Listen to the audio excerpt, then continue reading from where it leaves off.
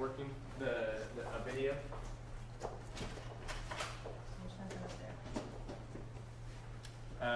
Well, do you have a PowerPoint you're showing? Mm-hmm. Okay, if you could open that.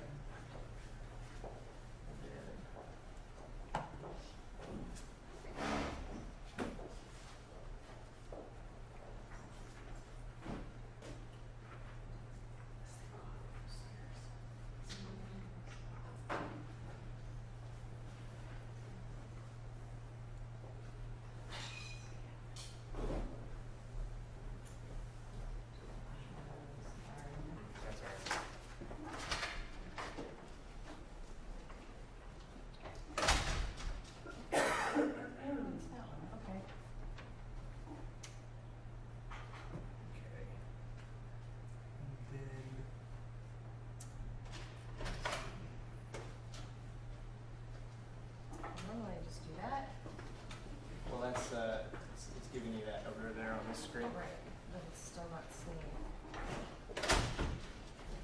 Well, I mean, it is connected, and you just,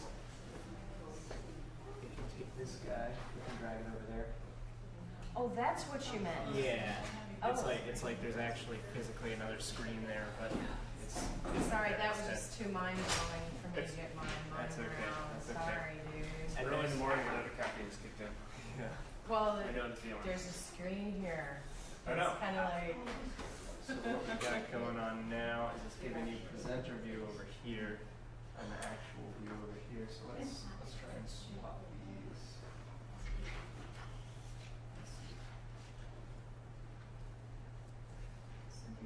No, someone else.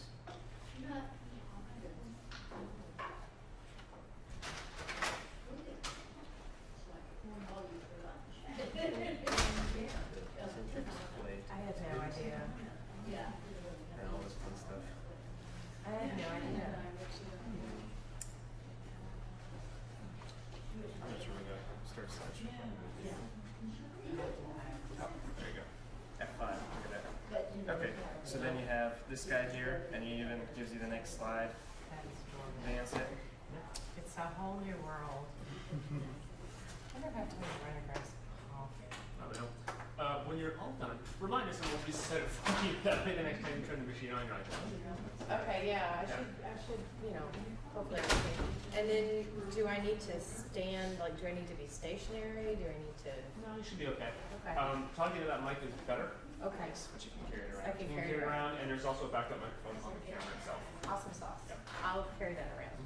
Great. I'm just gonna run across. Thank you. Okay, and we have presenter, or the regular view coming through here.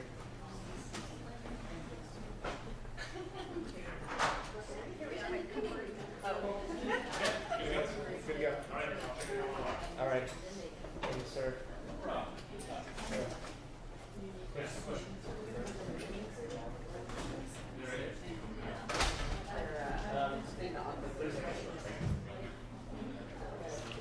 Oh, yeah, sure. Somebody else has.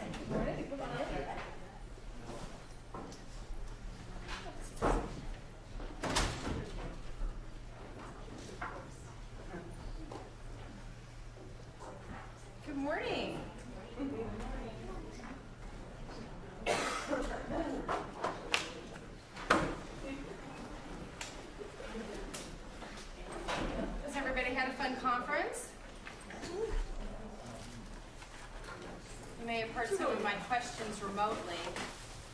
I was sending them in from my home, watching you all online.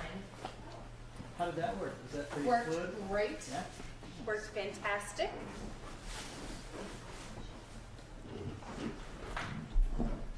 I'm supposed to use the microphone, actually, not so much so you can hear me, but so that our friends at home can hear me.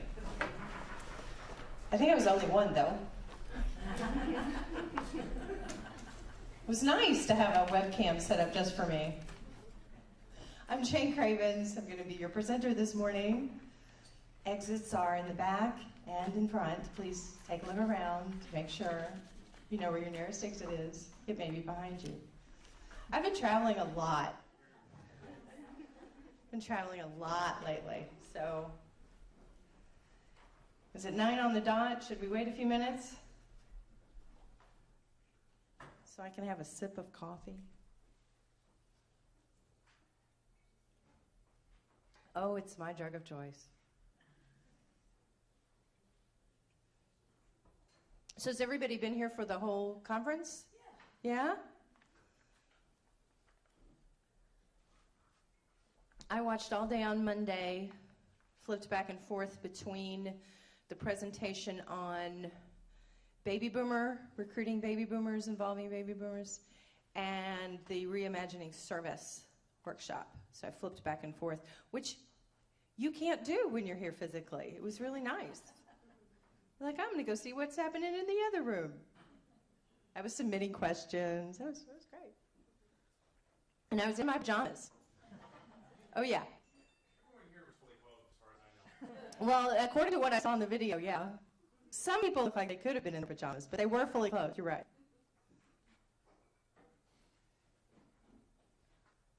Just gonna wait for everybody to have a seat.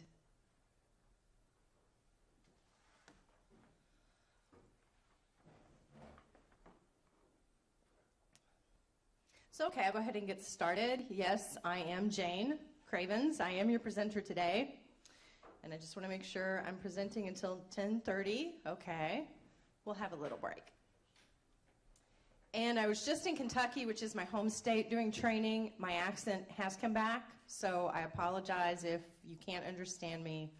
Just raise your hand and say, can you tone down the hillbilly a little bit so I can understand what you're saying? Anybody else from Kentucky? Anybody ever been to Kentucky? Hey, look at that. You know, one of the great things when I lived in Europe for 8 years and went to a lot of different countries, and when I would tell people I was from Kentucky and in a lot of foreign countries, they didn't know it was a place. They thought it was just chicken.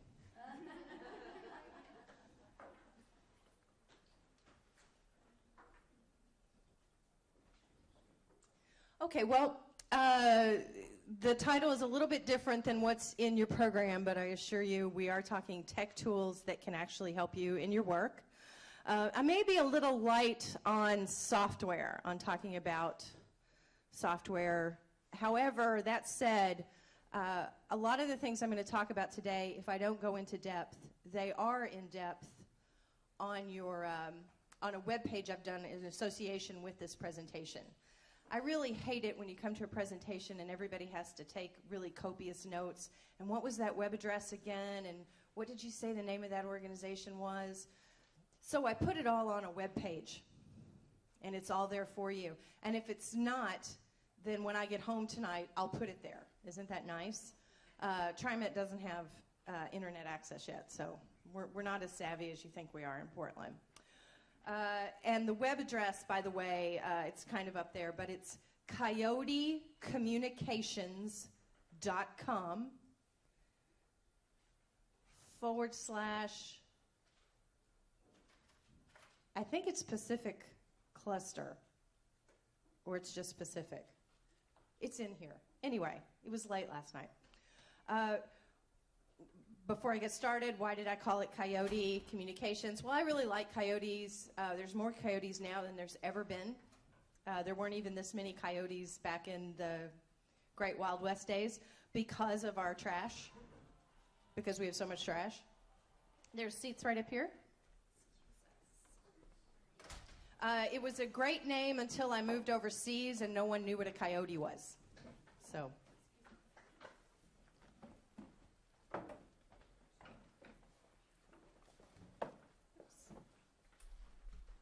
Yes, so all materials today are at coyotecommunications.com/Pacific Cluster, and that's lowercase. If they're not there, they will be by the end of the day, okay, maybe tomorrow morning. But I really do try to keep it up to date based on what people are telling me they need.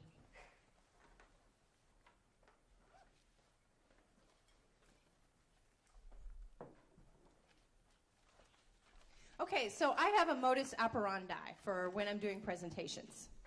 And that is, number one, there are no stupid questions.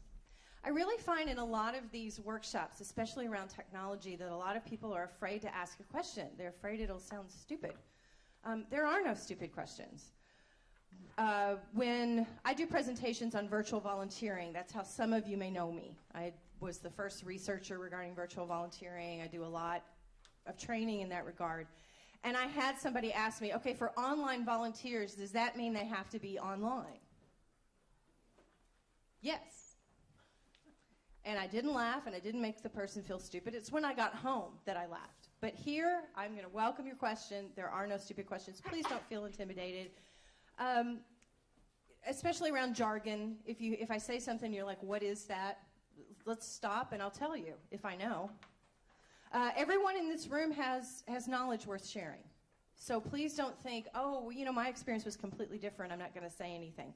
No, please do. Speak up. Tell me that you've had a different experience.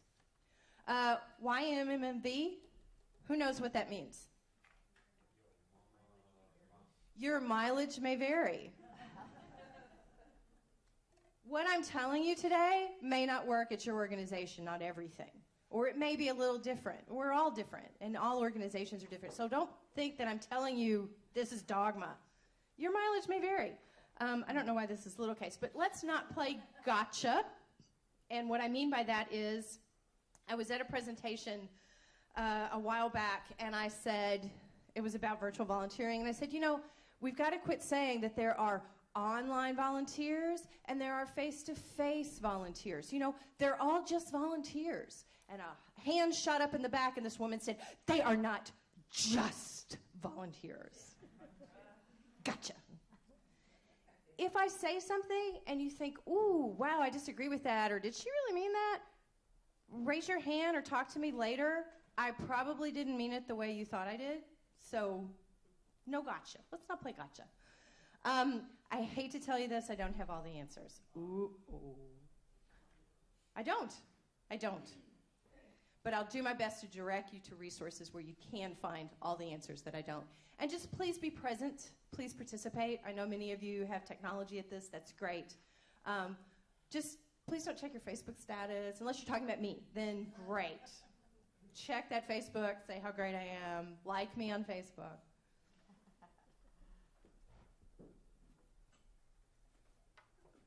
Okay, so why listen to me? Who the heck am I? I mean, really, you get all these consultants that come up here and you think, why should I listen to them? Well, one of the things that I try to be different about is that I am also a manager of volunteers. Almost at any given time, I am working at an organization where my role is working with volunteers. Or I'm working with AmeriCorps members. Or I'm working with SeniorCorps members. So I'm actually doing what you're doing as well, to some capacity. And so I try these things myself. I don't just read about them in a book and go, I'm going to put that in a workshop. I'm actually trying these things for myself to see if they work or not. I also read and research regularly, so you don't have to. And believe it or not, I am considered a pioneer on this whole tech thing. I have no idea why. Right place, right time. I still can't figure it out. And I also volunteer. I'm on the other side. I'm also signing up to volunteer. I'm going to places. I'm participating in group volunteering. I volunteered with the Girl Scouts just to have a traditional volunteering experience. Just to have that, so that I would be a better consultant. So I'm really trying to speak from experience, is what I'm trying to say. And just to be clear, what do we mean by volunteers? To me, it's anybody your organization is not paying to be there to do work. Anybody. You can include AmeriCorps members or not. That's as you like, or SeniorCorps members or not. That's up to you. Board members, committee members, pro bono consultants who hate to be called volunteers for some reason. No, I'm not a volunteer. I'm an unpaid intern, but I'm not a volunteer. Yeah, you're a volunteer. But if you don't want to be called that, that's fine. People who contribute to your online communities, if you have one, your definition can be different, but when I'm talking about volunteers today and community, that's who I mean, the people you're not paying. That's all I mean. So your definition can be different. So what is support for volunteers? That's one of the things I want to talk about. Or members, if you want to substitute that word, or community. What is support? What is that? Well, what I'm talking about is that opportunities are easily available. I can find them. If I go to your organization's website, can I see every way that I can be involved? If I follow you on Twitter, if I talk to your receptionist, can I know how to get involved with your organization? That's support.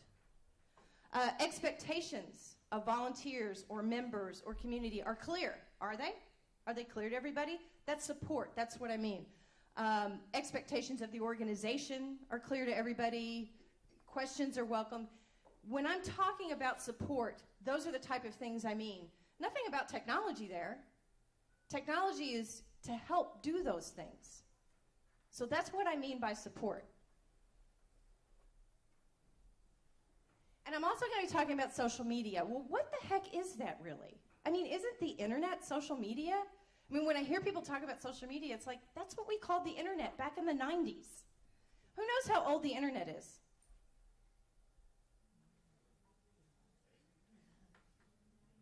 Throw out a number. Is it 20 years old? It started in the 70s. It's way more than 30 years old. It's been around. Now, it started to become mainstream in the 90s because of the World Wide Web. But there are some of us who, before the web, were using something called Usenet groups. And they were social media. But we just didn't have that snazzy name for them, that wonderful jargony name. So what we mean by social media when we're talking about it today, we mean it's where people can show their connections to each other. When I go on Facebook, I not only see what you're talking about, I see who your friends are, if you shared your profile publicly. I see who you've liked. If you're on Twitter, I can see who else you're following. So it means that I can see your connections. It's kind of like if I looked at you right now and could see your Rolodex behind you. Remember a Rolodex? Do I have to explain that? Because if I do, I will, but all right. And social media is also where you can comment on what somebody has posted. So instead of just an email, and I get the email, well, if I comment on it, I have to copy everybody, and we all love that, don't we? But I can comment on your photo, I can comment on your message. Think of these as word-of-mouth sites. Word of mouth is the most effective marketing even now. It is the most effective marketing you can do. It is the most effective networking. It's word of mouth to this day. But now word of mouth is also online. So when you're talking about word of mouth, you're not just talking about somebody going to their community of faith and telling their fellow churchgoers what's going on. They're going on Facebook. They're going on Twitter. They're going on some social network and telling everybody about their experience with your organization. Here's a question. Are your members, are your SeniorCorps members, your AmeriCorps members, blogging about their experience with you? How do you know if you answered no? They don't have technology. I was at my 95-year-old grandmother's recently in Kentucky, helping her with her Kindle Fire. And I noticed that in this senior center in western Kentucky, rural Kentucky, where they told me nobody's online, there were 35 wireless networks in the building.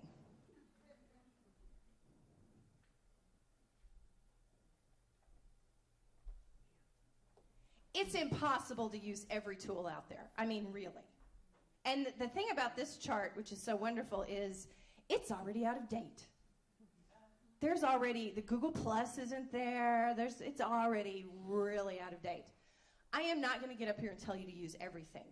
Again, your mileage may vary. You have to find what you need to use. You have to find what your community wants to use. You have to find out what works best for you. You want to see a great fight? Ask somebody what the best volunteer management software is. 10 people. Go. You know, and they're all right, and they're all wrong. I know that's very Buddhist, but that's how it works. Technology works different for different people. Are we all driving the same car? No. We're not all going to be using the same tools. But 4 of the tools in social media that I really want to talk about, and I'll be talking about apps later, software and apps, are Facebook, Twitter, LinkedIn, and blogs. They really are the 4 that you need to be using. Even if you think, no one's online, maybe the direct people you work with aren't online, but their cousins, their networks are often online. Their teenagers are using text messaging. So these are the 4 you need to be using. And again, I want to say, this is all downloadable from the webpage. Don't get crazy with your note-taking.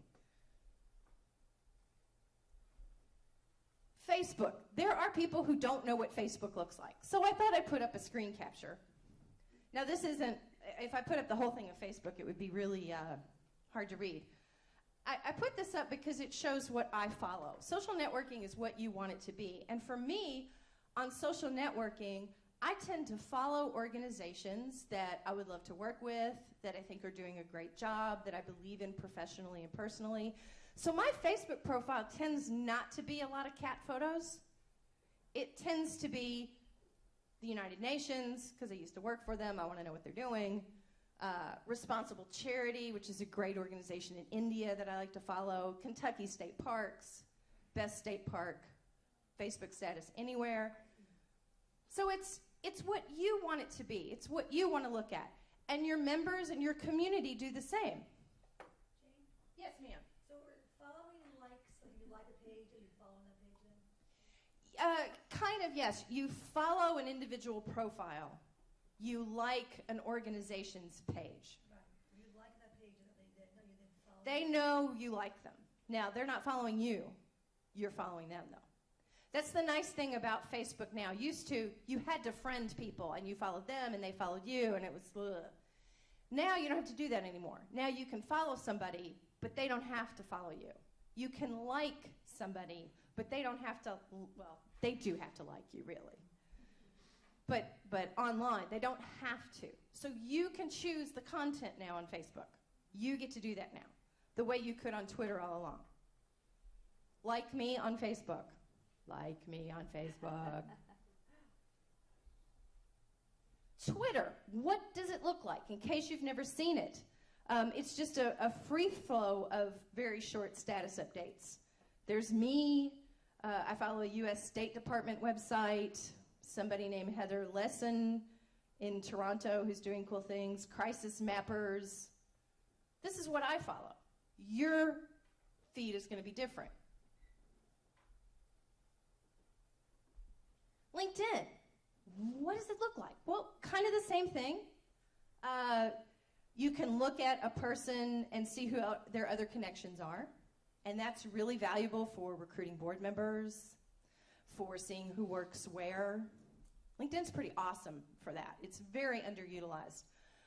You can also look at profiles. You could screen people before you accept them as a member. That's perfectly acceptable on LinkedIn. That's public information that they're publishing. If they don't want it published, they'll unpublish it. But it's perfectly acceptable to look at someone's LinkedIn profile, if it's public, to see, well, do they have the credentials they say? Where have they worked? It's just like asking for somebody's CV. If they don't want that information shared, they won't post it to LinkedIn.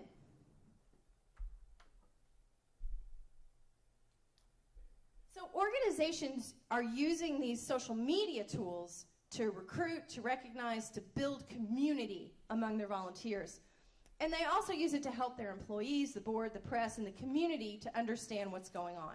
What do I mean by that?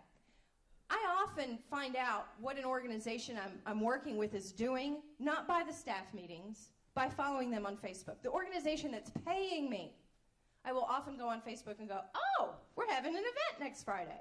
No one told me. So when you're thinking of publishing this information online, on blogs, on LinkedIn or whatnot, you're often communicating with your own employees because sometimes messages don't get through. How many of you have heard of this restaurant? It's kind of obscure. It's called McDonald's. You've all heard of McDonald's? Really? Why do they advertise? They want to keep you on their mind. They want you to be thinking about their food. Well, that's kind of what you have to, if you think your employees heard you that on that memo you sent, come on.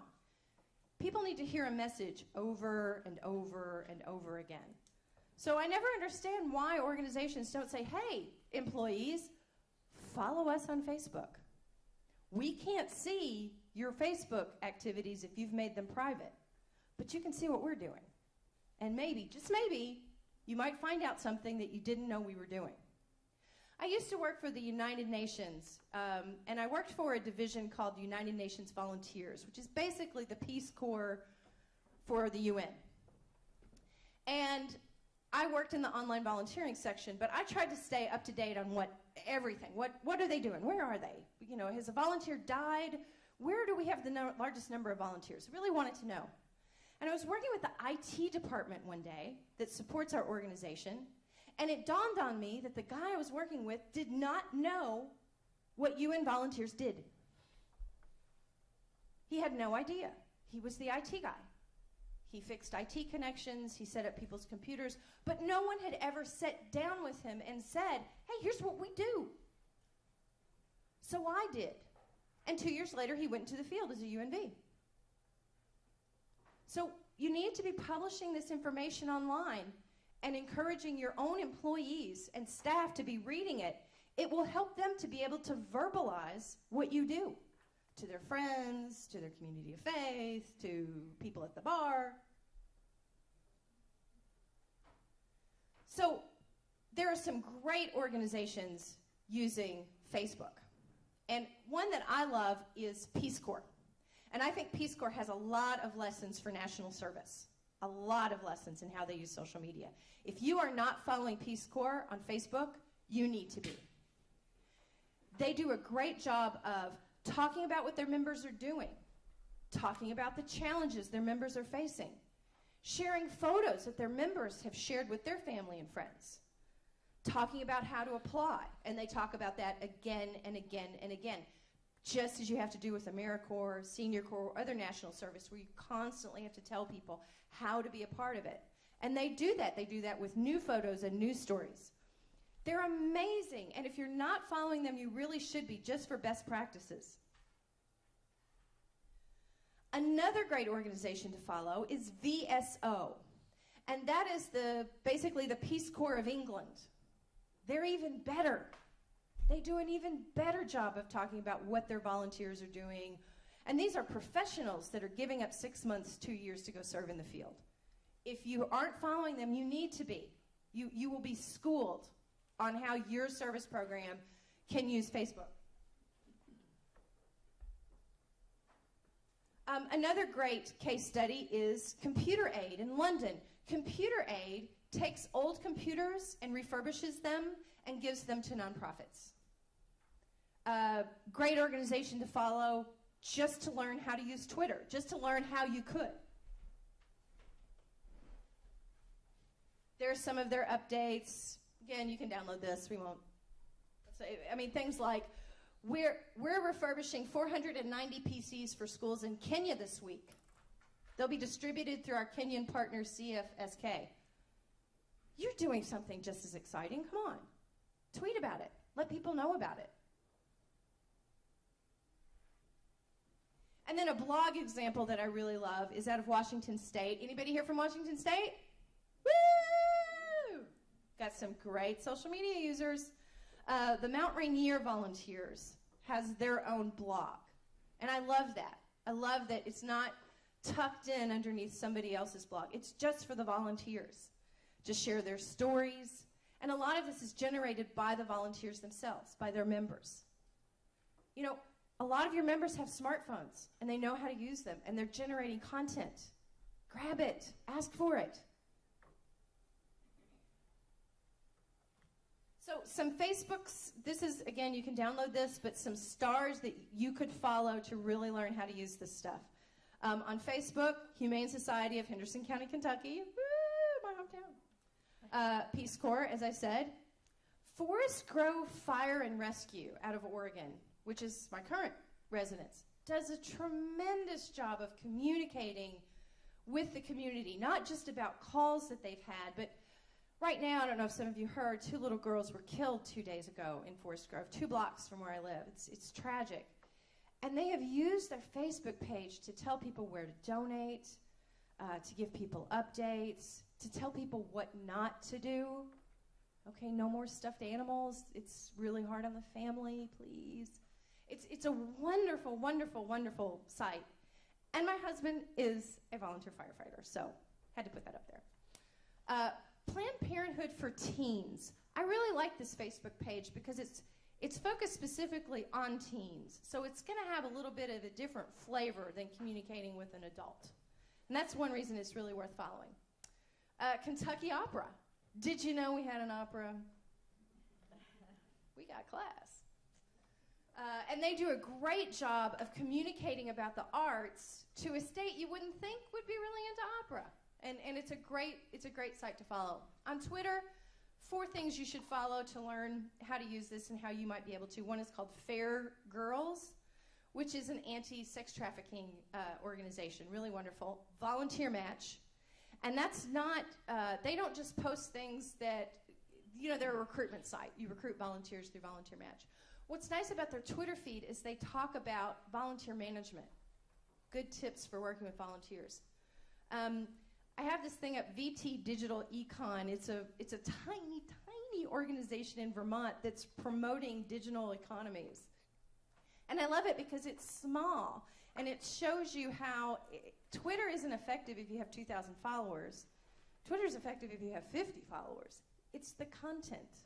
It's what you do with it, and that's why I love this organization. And then right here in PDX, Free Geek PDX, which refurbishes computers. Great organization, and I love how they use Twitter. So I'm not telling you to follow these because you're really interested in the Peace Corps. I'm telling you to look into these to learn how you could use it. Steal ideas. You think that's not what I do? That's what I'm a consultant. I steal ideas. Steal their ideas. An idea I got from one of these, I forget which one, is instead of having volunteer awards on most number of hours, longest volunteer, they had awards like most tenacious volunteer, most passionate volunteer. And that way, the new volunteers could be up for awards. It wasn't just for the people who'd volunteered for 20 years. That brand new volunteer might win an award. So that's an idea I stole because I follow these and others. So what makes them stars? They have conversations. They don't just post and then that's it. They have conversations, and somebody comments and has a question, and they comment back. They have conversations. It's updated at least twice a week. Really, it should be every day, but I'm cutting you some slack. Twice a week. They like other people's organizations. So after this, you're all going to follow each other, right? You're all going to check out each other, right? You should be. Continue this learning. See what else other people are doing.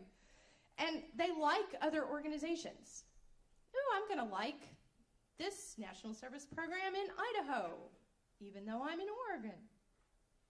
Like each other. See what each other is doing and compliment each other. It's a real boost.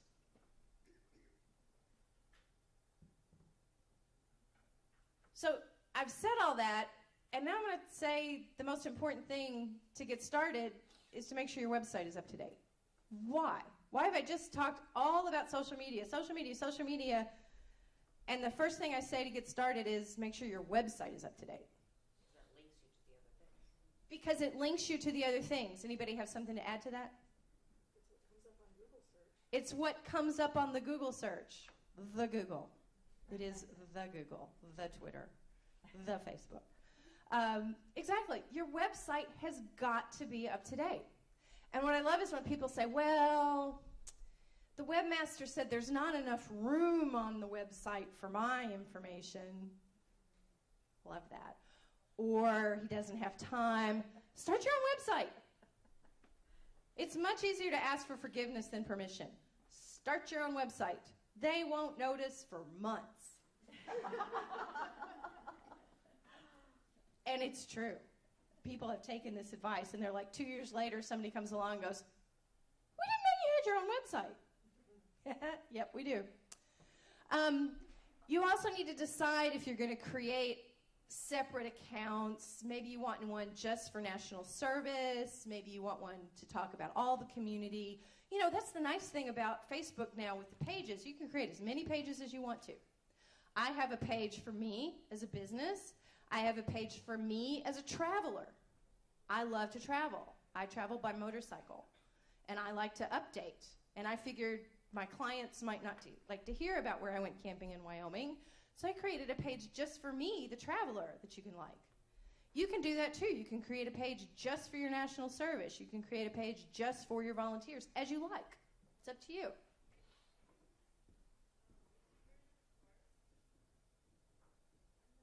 And again, just do it. It's easier to ask for forgiveness than permission.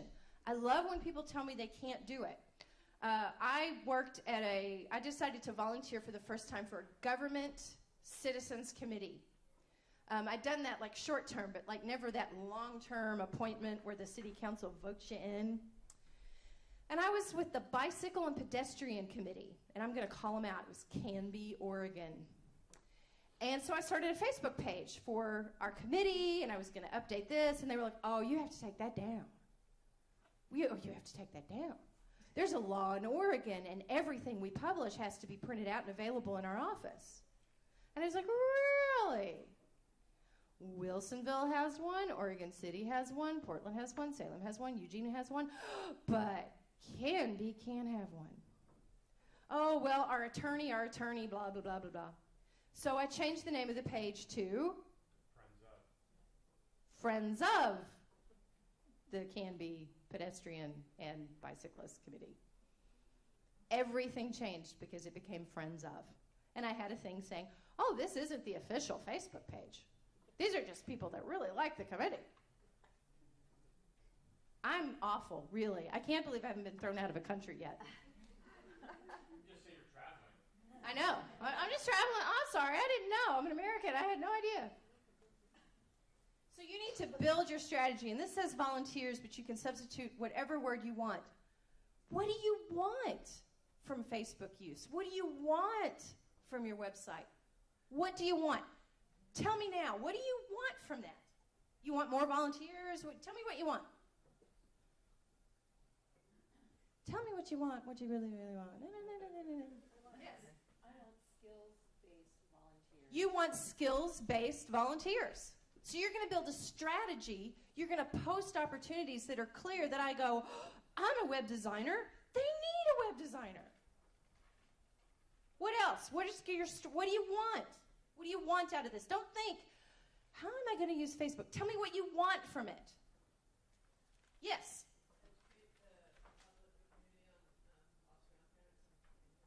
You want to educate the community about foster grandparents and senior companions. Because most people don't know what that is. They think they're foster parents. And that's absolutely true. I've heard that before. And I'm like, no, that's not what they do. Here's a great idea. Think about what your top 10 frequently asked questions are when somebody calls your organization. Do you know what they are? You know who knows? The receptionist, the person who answers the phone. When I used to do website development, and an organization that shall remain nameless, the Points of Light Foundation, called me. This was back in the 90s, and they wanted a website. And so I said, great, and we went in, and I said, okay, I need to talk to your receptionist. And they're like, no, we've got the marketing director, we've got the development director. I'm like, that's great. The first person I need to talk to is the person who answers your phone. And that was why. What were the top 10 reasons people called? Build your strategy around that. So that means your Facebook status updates once a week may be, where do you park? That's okay. It's not sexy, but it's needed. What else do you want? What do you want from this? You want to use Twitter, and as a result, this happens. Yes, ma'am.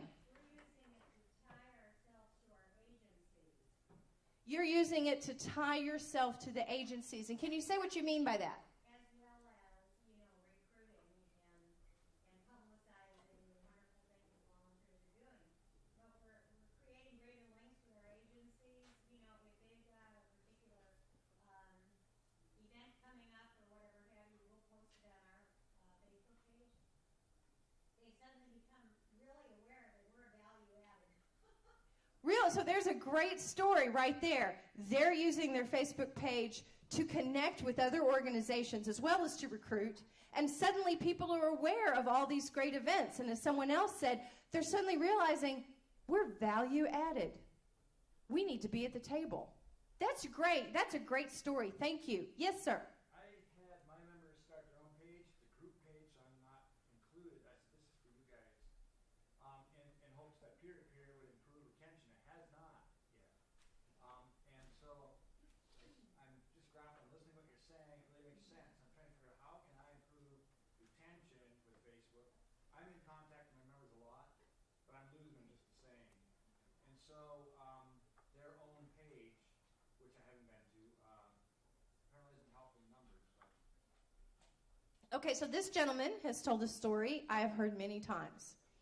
It's a great idea. He started an online community, and he used Facebook for his members for peer-to-peer support. It's a great story. Most of the time, those communities fail, and yet I tell people all the time to start them. Just as this meeting has to be facilitated, just as this conference, we have to bring you together, we have to create networking, we have to give you topics. An online community is similar. Often to get it started, to get it rolling, you have to create, it can feel artificial or it can feel perfectly natural, events or topics to get the ball rolling. So you may need to introduce topics every week. The topic this week is blah. You also, I found, need to allow some off-topic posts. Why would I say that? Why would I say on this group where we're going to talk about our, is it AmeriCorps, SeniorCorps? No, it's AmeriCorps State. Okay, so it's an AmeriCorps program. Why would I say on your community, for your AmeriCorps members, you should allow the occasional off-topic post, I went camping this weekend, I got married. Why should you allow that? It's real. Building community. Builds community. How? Gets people to interact and get to know each other outside of work. It gets people to interact, to know each other outside of work. They seem real. It's what you do naturally. Have you only talked about AmeriCorps and SeniorCorps and foster grandparents here? No. I just told you I go by motorcycle and I travel places. It adds a personality. It builds trust. I can't sit you down all at a table and go, okay, share your best practices. You're not sharing. Because you need to meet, you need to interact, you need to have some sort of exercise. On my website, I have a whole page on how to build community on an online community. I can't remember if I have slides about that or not, but it's there. Read it. There's lots of links to other organizations. And in fact, the Corporation for National Service contracted TechSoup to create an entire wiki, which is just a place where there's stuff on the web. I don't know why it's called a wiki. About online community. It's every resource you can imagine. How to deal with conflict. I know you never have conflict among your members. I don't even know why I brought that up. But it's everything you possibly could think of with building community online. Another thing to think about, though, with regards to Facebook is some people do feel uncomfortable sharing work and fun on Facebook. So you might have some members that are like, Facebook's for fun. Facebook's for talking about where I had a beer and who I have a crush on. It's not really to talk about my work. So Facebook may not be the best platform. Again, ask your members, find out. I did an online community with some UN volunteers, and what I found was they didn't want to share with each other because they just didn't know each other. One was in, Gambia, and one was in Afghanistan, and one was in South Africa, and they didn't have a lot in common, except a contract. So you have to build community just like we have to at this conference. Does that make sense? Did that kind of help? Yeah, I have no idea what I just told them to organize it, and I have no idea what it even looks like. Yeah, if you build it, they will come they'll come and then just kind of sit there. So you might need to work with somebody to be the facilitator. If you don't want to be the facilitator, There's some leads, 2 leads on it. then your leads need to maybe do some tricks, have some topics, discussions. They could even have, and I've done this, I admit it, I've had people have an argument online just to get people posting. You take this point of view, you take this point of view. And my leaders may not be motivated to have other members finish like I am. I'm the coordinator. Yeah, so Different motives. there's that, yeah. Yes, ma'am. So I have most of my members on Facebook. They love it, they use it, it's great. But there are 2 on the team right now who do not have Facebook accounts. And so they do an okay, they try to get involved as much as, but are there any tools or ways for them to participate without creating an account, or is that just the nature of it? That is the nature of Facebook, unfortunately, is you have to have an account to be able to participate. That's why I usually tell people do a Yahoo group or a Google group, because then you can participate just via email, and you don't even have to, if you don't want to, create an account. Again, a lot of people just like, I don't Facebook, I keep reading these privacy things, which is funny. It's all about people who haven't set their privacy. Facebook's as private as you want. Don't want your birthday shared? Don't put your birthday in.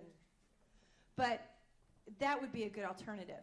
Now, the only thing about that, though, is Facebook is so in your face. It so prompts you, where Yahoo Groups doesn't as much. But that would be the alternative. And when people say, well, I'm not going to do an online community because I have these 2 volunteers or these 2 members who aren't online, well, you have meetings that people can't come to. You can't let 2 members dictate for the rest of the group. But yeah, that would be my... Good questions. Yes.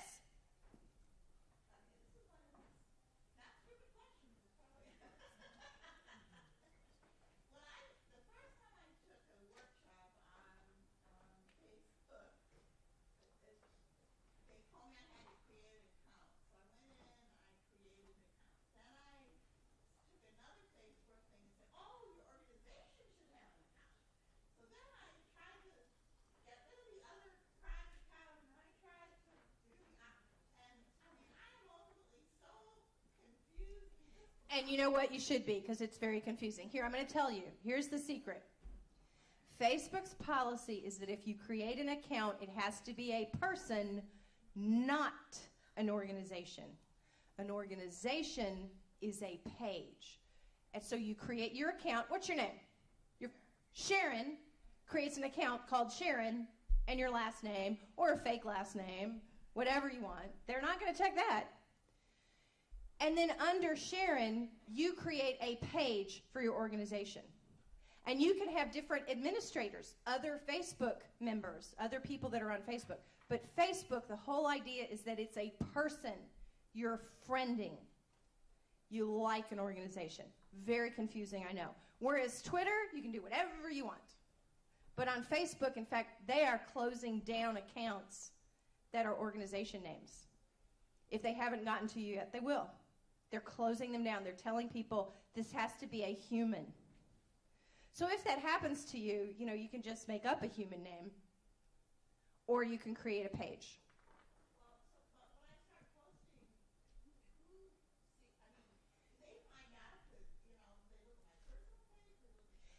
You should be encouraging people to look at the page, not your account. Your account should be for your friends, although you can make it public.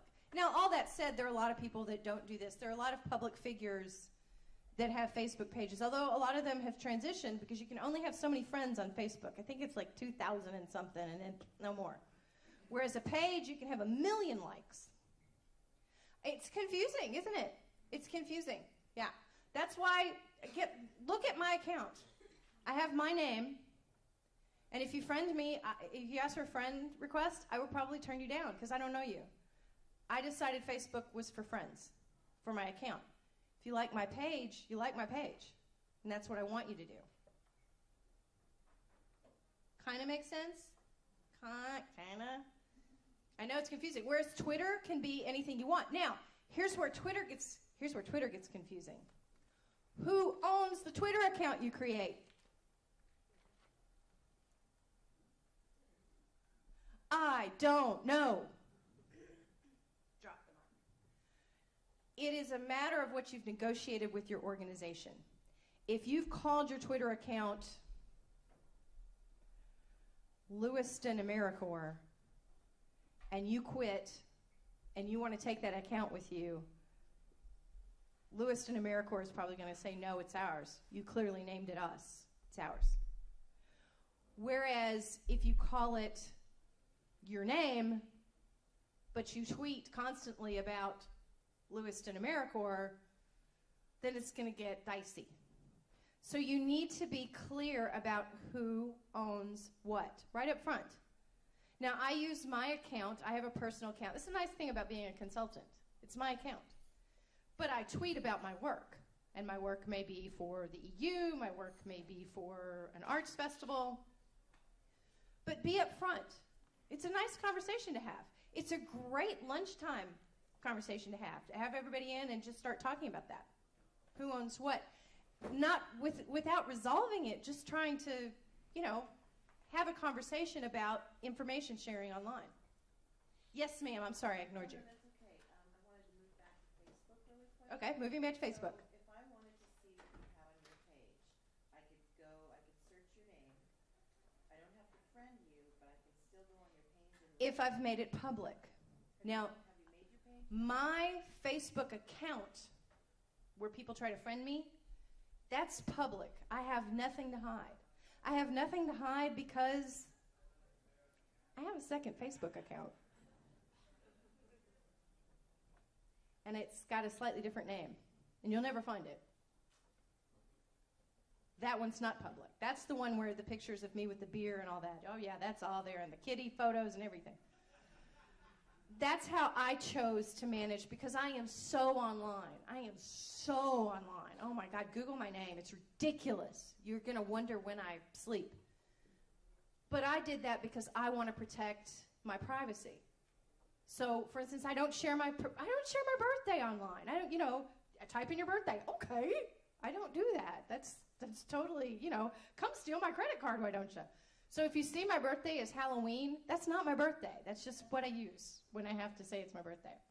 So if I have shared it publicly, yes, you can see everything I post on my page.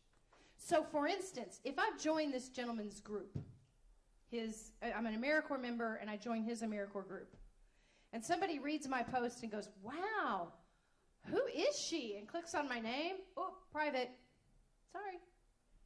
If I've said it's private. You have so much more control than you think you do. You really do. And when people say, oh, but I'm worried about ID theft, I'm worried about this, do you know who the biggest perpetrators of ID theft are? Who knows? People living with you. There are, a side note, a lot of colleges now have somebody who does nothing but work with new students who upon arrival found out that their parents have stolen their ID and taken out thousands of dollars in loans and ruined their credit history. And so they're 18 years old and they have to declare bankruptcy. Nice. And we keep telling people, be scared of what you do online. Be scared of the people in your own home. So on that note, whoo!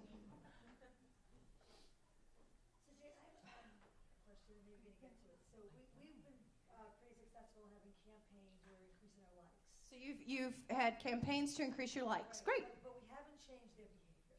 And the behavior we want is people like us, then to become a member Okay, so they've got lots of people to like you, but you haven't turned those likes into memberships or volunteers. Let's crowdsource that right now. Don't you love that term, crowdsourcing? It means we're all as a group going to discuss this, but we have to use crowdsourcing. That's the new jargon.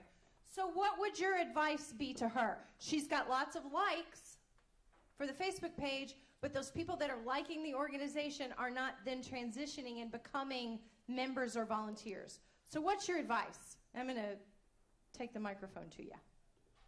Oh, come on. You have advice. Okay, here it comes. I'm Phil Donahue.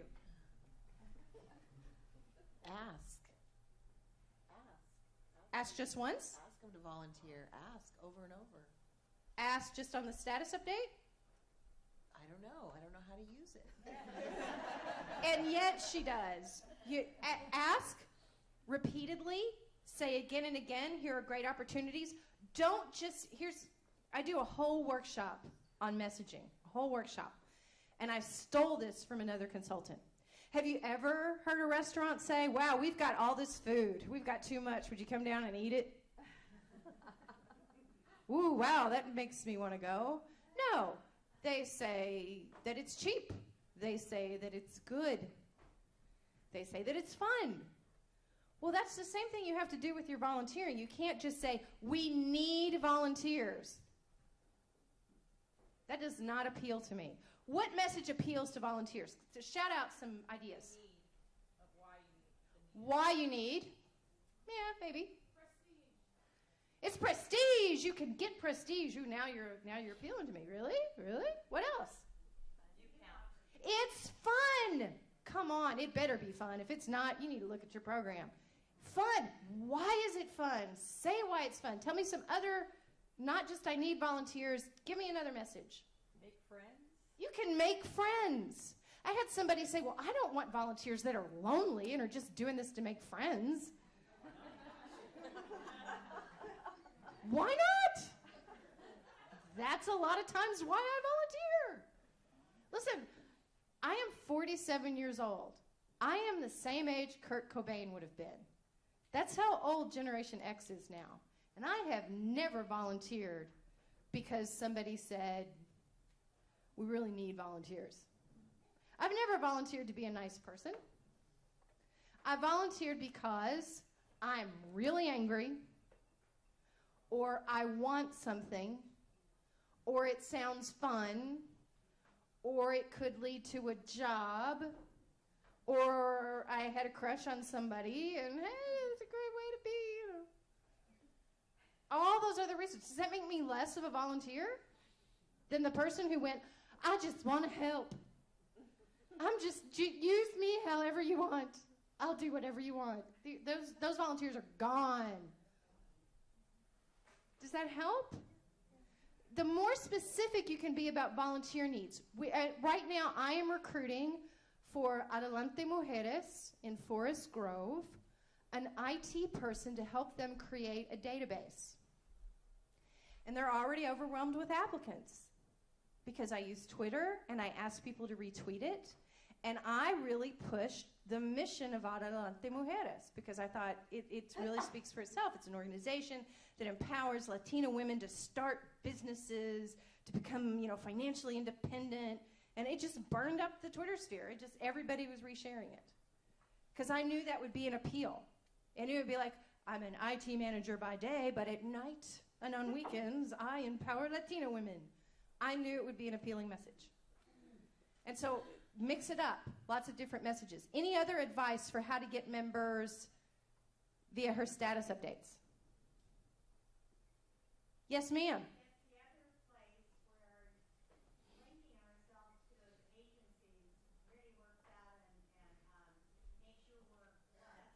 And that is when they're writing their need for a volunteer opportunity, they're going to be as specific as they can be. They're going to be as enticing as they can be.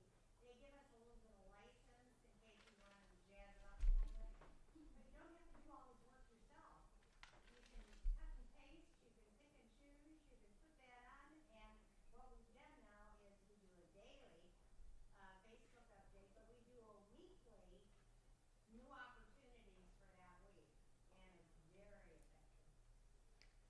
You are my favorite person in this room right now. Who are you? I adore you. Isn't she fabulous? I mean, I don't have anything to add. Exactly.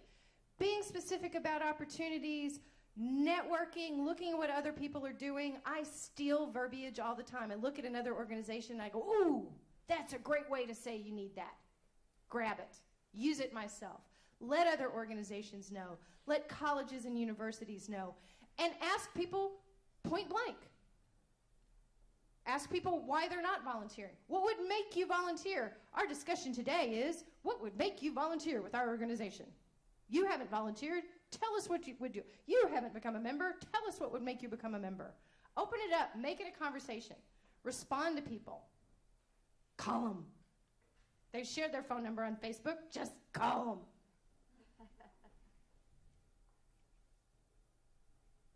So I want to emphasize words. The words you use are very important. If you're not using your city's name in your tweets and your Facebook updates, how are people going to find you if they're just looking the word volunteer or national service? So if I type in Portland volunteer, I look to see what comes up on Facebook, on Twitter. Test it yourself. Think about the words you use. You need to use your city's name. Yes, there are a lot of cities with the same name in the U.S. So look to see how other people are talking about your city. Do any of you know Martin Cowling? He's a consultant in Australia. And we like to send each other tweets that we find of disgruntled volunteers. Because your volunteers are tweeting about you. You don't think they are, but they are. And we love to send each other. We find like somebody who's in an orientation and they're miserable and they're like, I'm in the American Red Cross orientation and blood. It's awful. And I'm like, oh. How do I find them? Well, I type in names. I type in city names and the word volunteer. I type in organization names. You need to think about your words and will it help somebody find you? If I look at your Twitter feed, can I tell what city you're in? You know, words are still very, very important. So your city name, your county name, your organization name. I've been to websites where the organization name is never on the website. They've got it in a graphic, but it's never in text on the website. Doesn't come up on searches. Here's a good recruitment tweet. It's from Safe World for Women. Do you have a passion for women's rights? Find out about volunteering from the comfort of your computer. I'm going to click on that link. I'm going to click on that link. It doesn't say, we need volunteers. Please help women. We need help. It's, do you have a passion for women's rights? Somebody's either going to say yes or no, and those yeses are going to click on the link. Now here's a good engagement tweet. Celebrating National Poetry Month with a backcountry gear haiku contest. $500 in prizes from backcountry.com. This is from an organization called Trail Space. Why is that an engagement tweet? Why have I called it an engagement tweet? It's an event, a response. I'm engaging. It's not just saying, here's an event, come to it. It's, here's an event, participate in it. Write a haiku. Haikus are great. We all know what haikus are. You remember the 575? Yeah. That's a great contest you can have. Just please mention your volunteers. This is something that I emphasized earlier, and I want to emphasize it again. Don't just say you need volunteers. What are volunteers doing? Sometimes your recruitment message is, here's our volunteers having fun at a book drive. You've never said you're recruiting volunteers. You've showed volunteers having fun at a book drive. I want to be a part of that. Show me what your volunteers are doing. If they're sitting in front of a computer, take a picture of it. Ask volunteers to give you pictures. Make sure you have photo releases. That's pretty easy to do. It's shockingly easy. You'll have some people say no. Listen, I worked in Afghanistan where supposedly No one wants their picture taken. I never once had somebody say, don't take my picture. I would always ask beforehand. I would tell everybody who I was, and everybody was fine with it. No, but you're going to have people that say no, so you just, if you put up a photo and somebody says, I know I signed a photo release, but I want that down, take it down.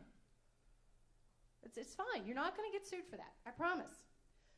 Thank volunteers. Thank them on Facebook, on Twitter. Thank you, volunteers, for cleaning up that beach. Come up with something to say about what your volunteers have done. That's another great recruitment message. Ooh, what's that about? Ooh, that looks like fun. Mention volunteers by name, because that makes their name come up in searches. I want to thank Mary Smith and link to her name in Facebook for that fantastic job she did organizing such and such event. Mary Smith sees that in her Facebook status, in her newsfeed and goes, yeah. I love to get mentions on Twitter. Oh, I get all of Twitter mentions on Twitter. People love to hear their name. They love to see their name. Ooh, look, there's my name. Look, hey, look, my name.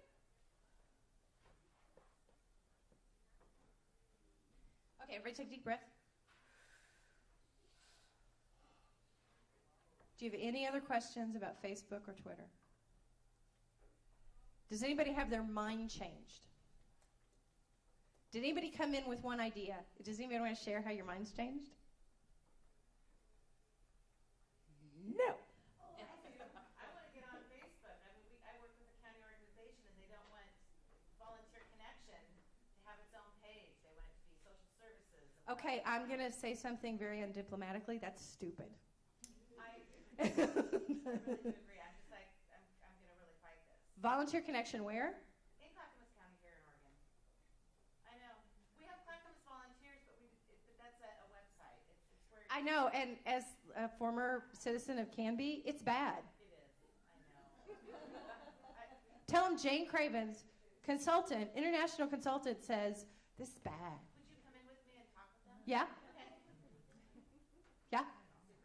Because I used to live in Clackamas County, and I think Clackamas County has so much more going on than Washington County, where I live now, in terms of its web presence.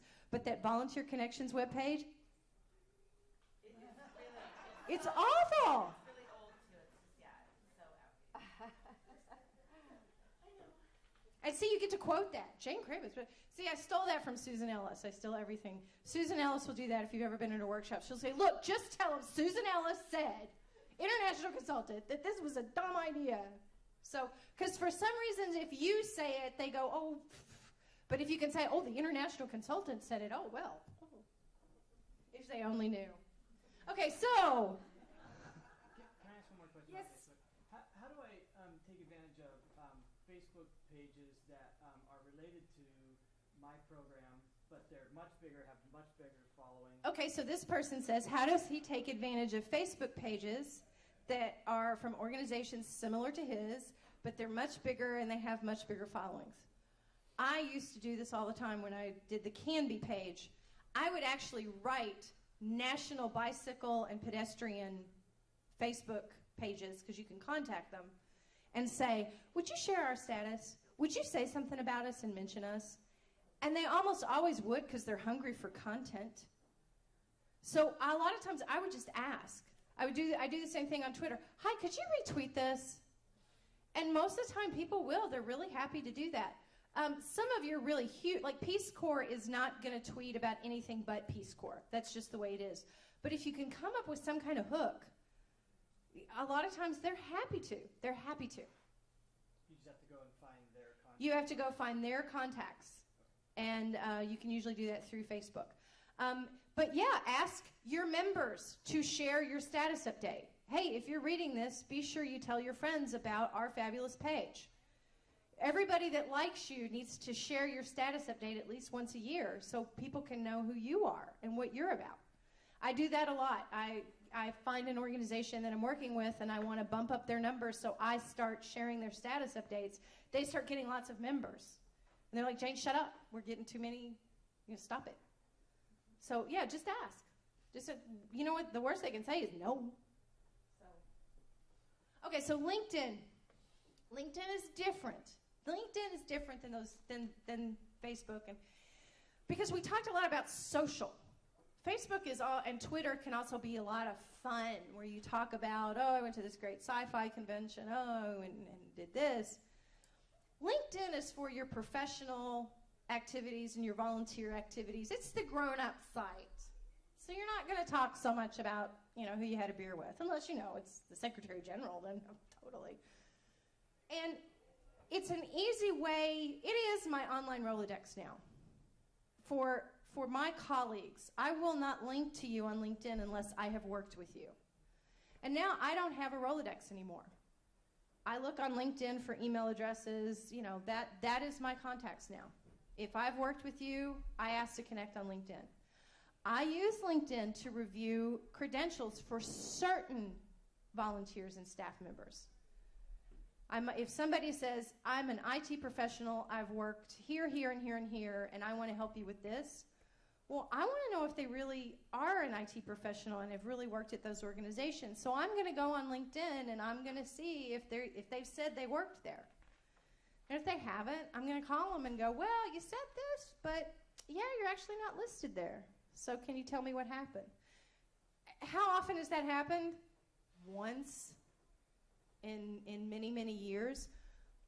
When would you do this? When would you look up somebody's LinkedIn profile as opposed to when you wouldn't? Okay, would you do it for beach cleanup volunteers who are showing up for one day to come clean up a beach and are never going to volunteer youth again? No, you're not going to do that. You're not going to ask for their CVs, their resumes. You're not going to ask for references. They're going to be well supervised, not so much. So when would you? My favorite person in the room right now. Sorry, everybody. Skills-based volunteers. Absolutely. Yes, ma'am. Are they going to be using your information that you feel you need to protect? I'm going to hug her. Here I come. Incoming! When they're going to use your information. When they're going to be out talking about you. Nobody ever says that. You're the first one. I usually have to say it. Exactly. If they are going to be an advocate for you, if you are asking them to share information online, to blog for you, to whatever, yeah, you're going to go look and see if they're for real or at least halfway credible. You might even type their name into Google just to see what comes up. I'm not going to do that for every volunteer. But if you're going to be out there talking about me online, yeah, I want to know what you do online. I have a really spicy story. And that is an organization. This is on TechSoup, by the way. You can read this story. I'm not making it up.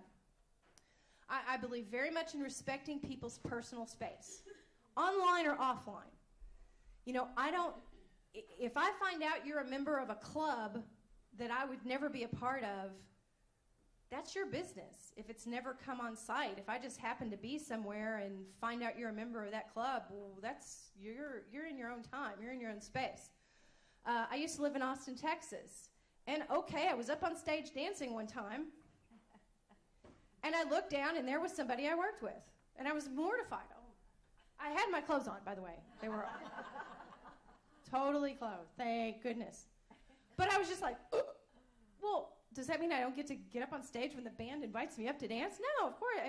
If it's at a conference, okay, I'm probably not going to do that. And I try to be respectful online. But people can cross the line. If you've got volunteers working with children, you might have certain standards that those volunteers need to adhere to all the time. But again, you have to be respectful. I try to, again, be very respectful of personal time. I don't have to agree with everything you do outside the organization. As long as you're not wearing the AmeriCorps t-shirt, I'm okay with it usually. But here was the example. It was a board member of an environmental organization. And her Facebook profile was a picture of her in a t-shirt that said, I'm totally about to offend the entire room, your father.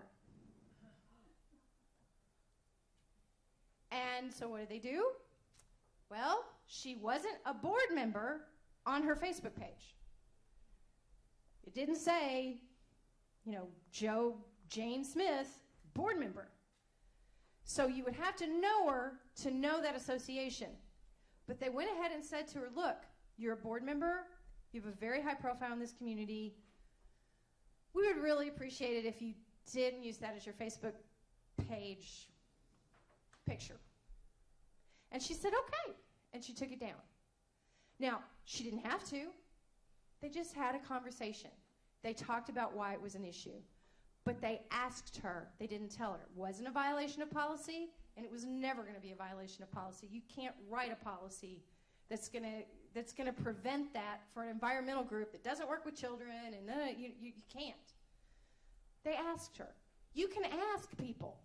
You can have conversations. That's why I tell people when you're going to develop your online policy, develop it together. Sit down with everybody and go, okay, we're going to develop a policy. How would you feel about this? How would you feel about this? Have the conversation that gets them to buy into it. So anyway, so LinkedIn is different. It's much more about credentials, skills-based. That's when I use it the most. I also want to remind you to use the event and calendar functions on Facebook and on LinkedIn. Sometimes if I can't remember an event and I go to your webpage and, oh, it's not there because you don't update your webpage, I'm going to look for it on LinkedIn. They have a calendar function where you can announce events. Be sure your events are there on LinkedIn, on Facebook, so I can find them. You can even use Facebook as your RSVP system. However, it will leave out anyone who's not on Facebook. So maybe not a good option. And I just want to emphasize again, you know how you're going to learn this? By following those people I just told you to. And by following me and by following each other. That's how I learned. No book. No, why are you here? Go be on social media. That's the way to learn how to use this stuff. Okay. Oh my gosh. Wow. This has gone really fast. It's much later than I thought. Okay. We're going to skip the blog and skip the, we've already talked about social media policies and is it okay to use, I want to talk about evaluating your activities online. This is very important. Your evaluation is not number of likes, as this lady so perfectly pointed out. Number of likes, what is that? I mean, this is not a result. I can't put that in a grant application. She gave me the thumbs up. Woohoo! So it has to be number of volunteers, new volunteers, more diverse volunteers. Why? Suddenly we have more teens. Why? Suddenly we have more 20-somethings. That's a result. Re-energized volunteers, happier volunteers. How do you know your volunteers are happy? Or your members are happy? How do you know? They tell you? Really? They just walk in and go, I just wanted you to know, I am so happy. You ask them. You need to ask them.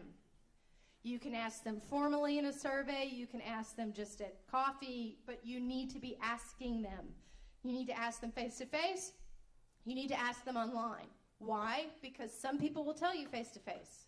Some people will only tell you online. Different people, different preferences. More awareness at your organization about what volunteers do. And you find out through surveys, asking questions on volunteer applications, asking questions at meetings, and report on this. Report on this to your board and to other people.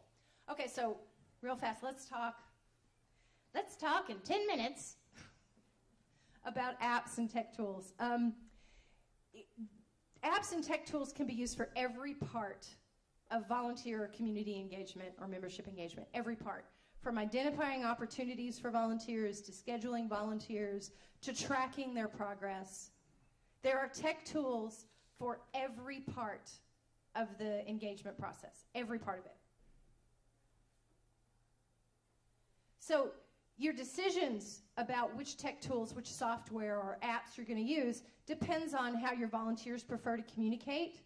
I've never met an organization where all of the members had iPhones. All of the members might have smartphones, but they don't have the same one. So that means you have to use more universal tools that everybody can use. You need to have a plan for introducing the tech tool and selling it so that people actually use it. Lots of information on our webpage about how to do that. You have to have a plan for rewarding early adopters. What are good rewards? What a good reward for somebody who's really jumping on that online community you built and is owning it and doing a great job. What's a good reward for that person?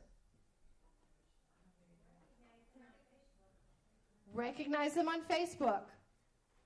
What else? Give them a cookie. That is a reward that I appreciate. Call them out at a meeting. Write them a letter of reference. I mean, there's all sorts of things you can do to recognize early adopters instead of punishing people who aren't adopting the tool. The more you reward people who are using it, the more the people who aren't coming along will go, oh, I better use that.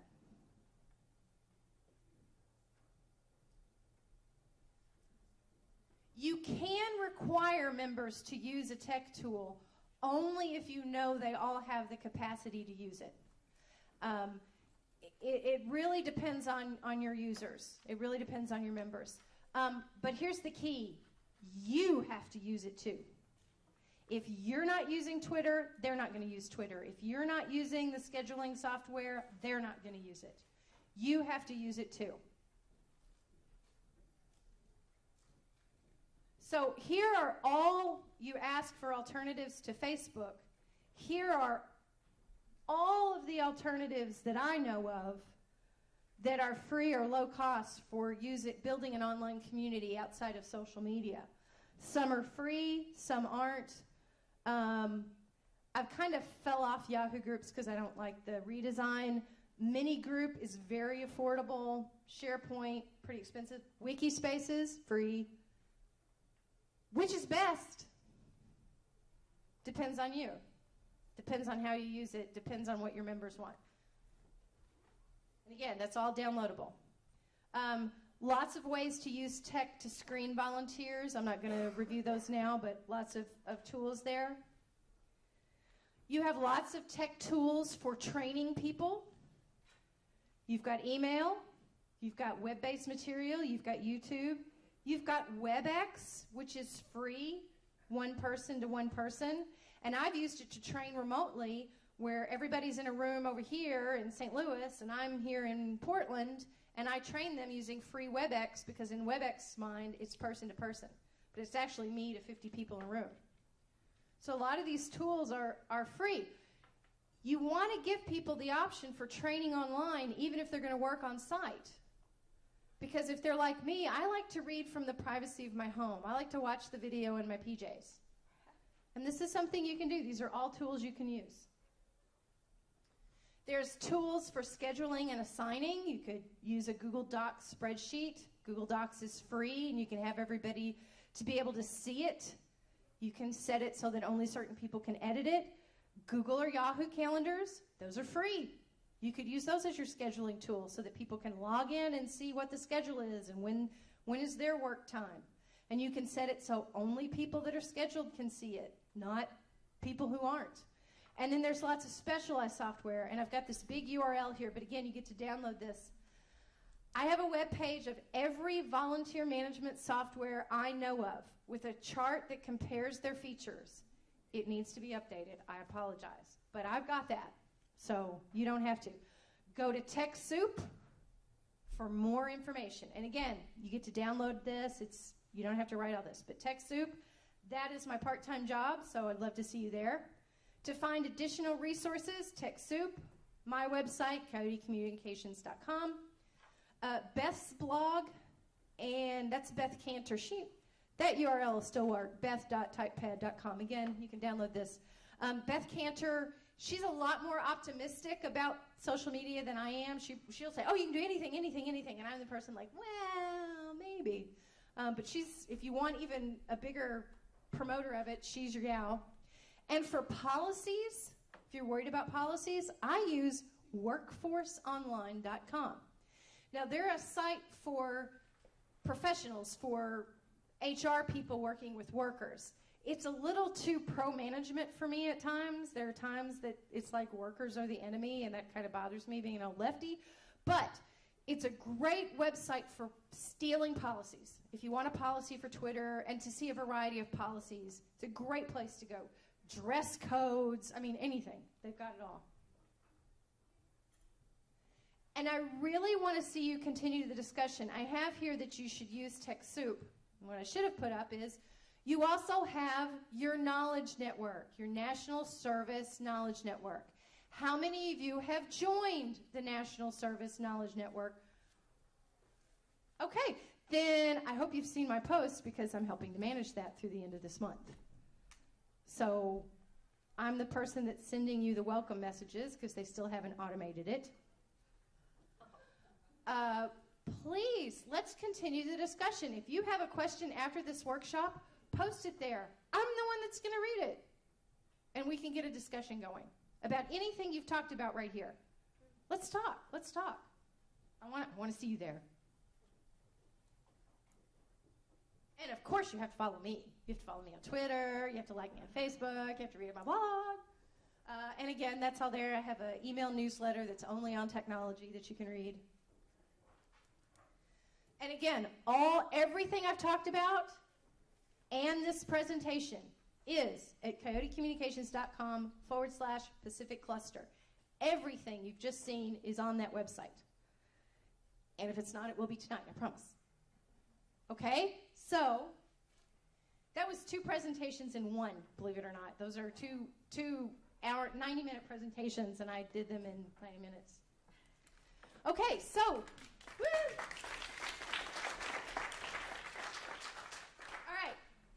Let's finish with questions, if you have any. Yes, sir.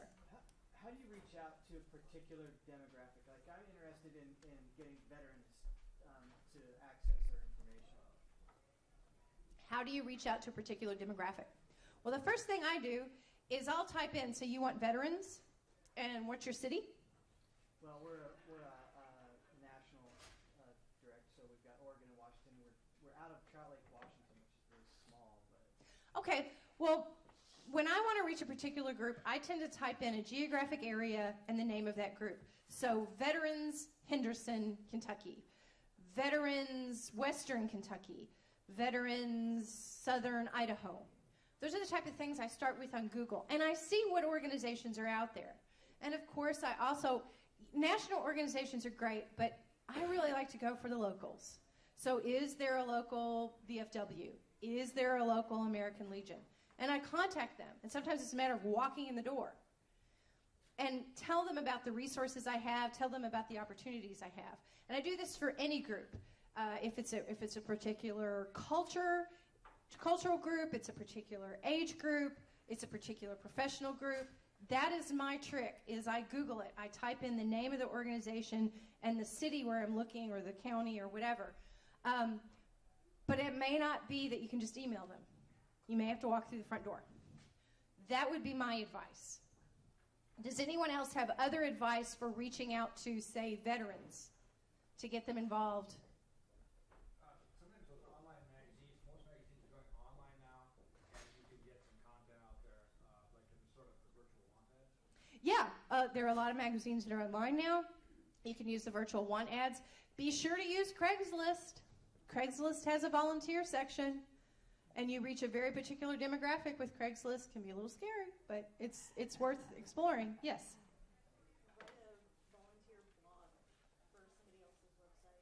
Write a volunteer blog for somebody else's website. Oh, they love that. People love it when you come to them and you say, hi, Kiwanis, I'd really like to write a blog for your website about the opportunities we have for your members. Okay.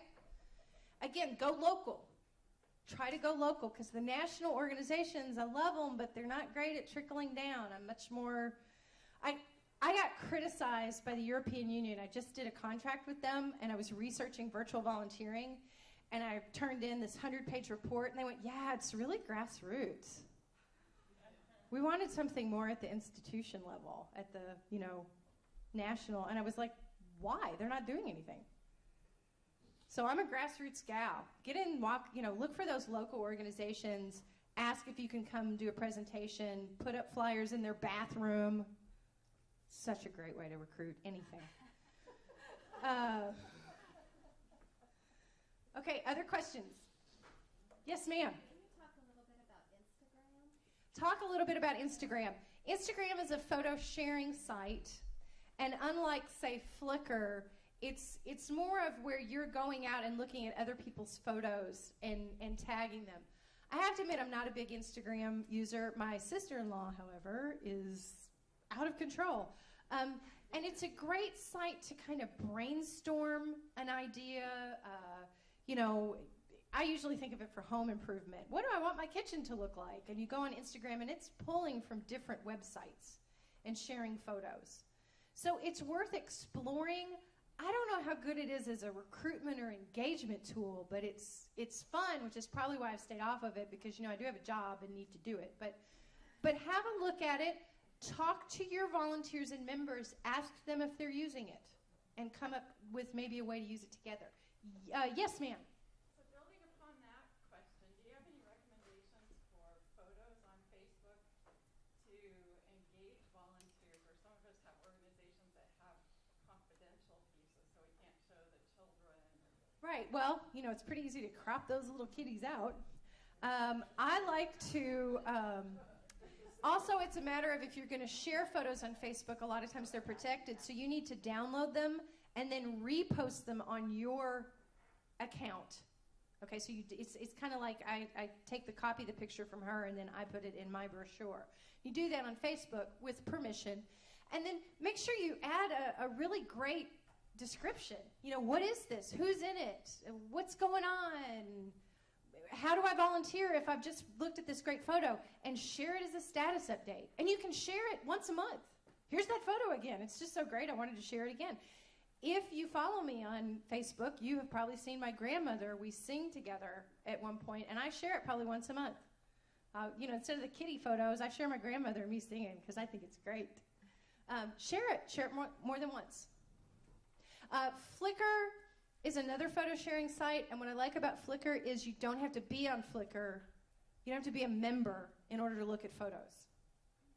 Whereas Facebook, you have to often, to see a photo, you have to be on Facebook. Not always, if it's public. So I tend to like Flickr better. I hate their redesign, so now I'm looking for something else. But anyway. Yes, sir? I have a question. You can probably anybody else in here. Does anybody have members who've used Kickstarter to fund projects? Great question. Has anybody used Kickstarter to fund a project or crowd? Yeah, there's some great research on, actually for the EU, that I just did this thing. I did the virtual volunteering part. Somebody else did the Kickstarter part specifically for volunteers. Now, it was supposed to be for Europe, but it actually was very heavily for the US. There isn't a lot of success with it. The people that have succeeded because they had a lot of friends and relatives, and they were just, they had somebody already. There aren't people with large pots of money sitting at their computer going, what shall I fund today? So it's really about your network, the larger your network is. There's some great resources out there, though. TechSoup has a little bit, but if you will email me, I can find this EU thing where they cite some of what works and what doesn't. Some people have had great success. Some people haven't at all. So, yes? We created a local online recruitment site, and I'm looking for good but very simple privacy policies. Where would I find something like that? Well, a good place to look is other sites with regard to volunteering. So look at Volunteer Match's privacy policy. Look at the UN onlinevolunteering.org. Look at their privacy policy. Look at the privacy policy for Yelp. That would be a great one to look at. Does anybody else have a suggestion for her on privacy policy? Hands-on. See, that was like 16 pages long. You want something more simple. Well, and here's another thing. As you're looking for this, what a great thing to offer your volunteers to offer advice on. What a great thing to email everybody or post on Facebook and go, we're looking for a really simple privacy policy. And the last one I looked at was 16 pages long. I'm looking for something like, 2 paragraphs.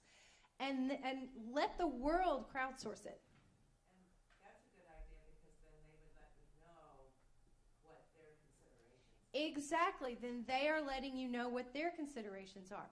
They'll say, well, here's a good one, except that it doesn't do this, or, whatever. It's a great way to engage with people. And what would be the reason for needing that? What would be the reason for engaging with people? One of the reasons... What would be the reason for needing that? A privacy policy.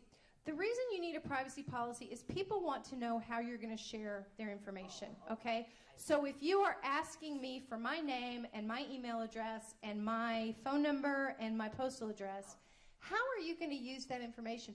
Are you going to sell it? Are you going to give it to partners? Can I opt out of that? I want to know those things.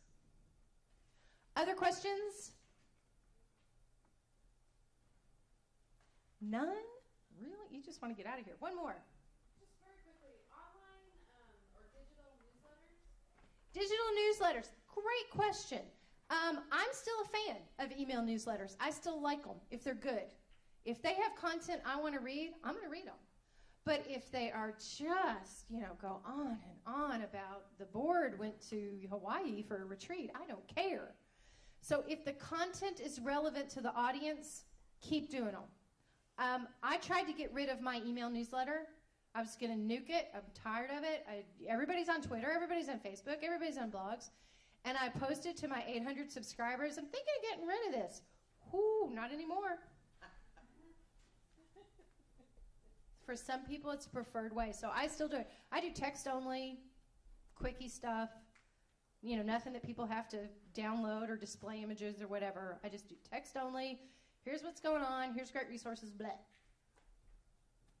Okay, well, you've been very patient to go over a little time. I'm sorry I didn't have group exercises, but we just had a lot of material to go through. If I haven't answered a question, please email me. I am happy to engage with you further. You've seen the website. Everybody's got that. I'll go back one so you have it. So yes, all this presentation material, everything I've said is online. Have a great rest of the conference.